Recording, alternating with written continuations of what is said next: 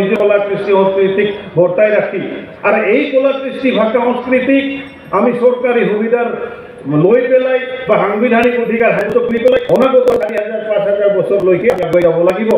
আমাৰ নতুন পিঢ়িটো পিঢ়ি আমি আমাৰ কলা কৃষ্টি সংস্কৃতিক আগুৱাই লৈ যাব লাগিব আৰু সেই একেলগে আমি সামগ্ৰিকভাৱে আদিবাসীসকলৰ যি নেকি আজি ভাৰতবৰ্ষ আমি জানো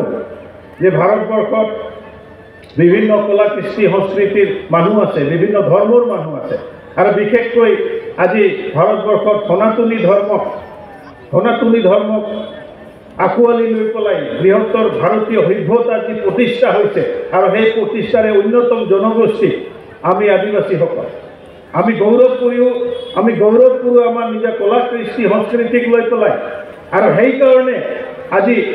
1967 পৰা আজি আমাৰ পূৰ্বপুৰুষসকলে আমাৰ আদিবাসী লিডাৰসকলে আমাৰ জাতিটোৰ অস্তিত্বৰ কাৰণে সংগ্ৰাম কৰি আহিছে আৰু সেই সংগ্ৰামক সন্মান জনাই বিশেষকৈ আমাৰ ডক্টৰ হেমন্ত বিশ্ব শৰ্মা অসমৰ মুখ্যমন্ত্ৰী